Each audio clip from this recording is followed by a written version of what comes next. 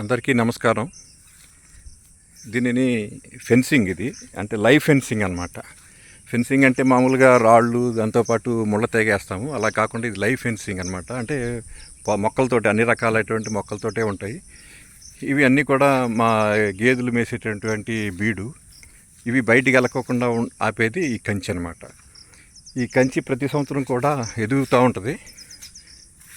పశువులు ఉన్న వాళ్ళకి మరీ ఎక్కువగా ఎదుగుతూ ఉంటుంది. ఎందుకంటే ఆ బలం తీసుకుని, పేడ మూత్రం బలం తీసుకుని ఇంకే ఏపుగా ఎదుగుతూ ఉంటుంది. వీటికి మన నటుడు, మహానటుడు రావు గోపాలరావు గారి మాటలు చెప్పాలంటే కూసంత కళా పోషణ ఉండాలన్నట్టు, మనం దీనికి కూడా మనం ఏ విధంగా అయితే హెయిర్ కటింగ్ ఇవన్నీ చేసుకుంటామో, షేవింగ్ అది, వీటికి కూడా ఇట్లాగా చేసుకుంటూ రావాలి. ఇది చూడండి, ఇక్కడ చూస్తే ఎంత నీట్గా ఉంటుందో. ఇట్లాగా ఈ పక్కది ఇంకా చేయలేదు, అది చూడండి ఎట్లా ఉంటుందో.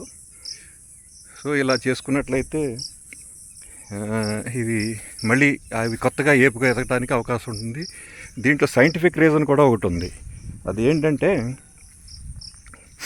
ఈ వర్షం పడినప్పుడు నేల తడిగా ఉండి పశువులు మేసేటప్పుడు ఈ గడ్డి తీసుకున్నప్పుడు ఈ గడ్డితో పాటు మట్టి కూడా నోట్లోకి వెళ్ళిపోతే అవకాశం ఎక్కువ ఉంటుంది. చూడండి, ఇది తిన్నప్పుడు దీంతోపాటు ఈ మట్టి కూడా నోట్లోకి వెళ్ళిపోయే అవకాశాలు చాలా ఎక్కువ ఉంటాయి.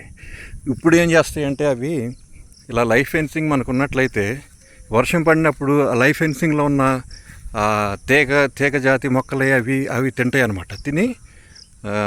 తింటాయి, ఆకలితో తీర్చుకుంటాయి.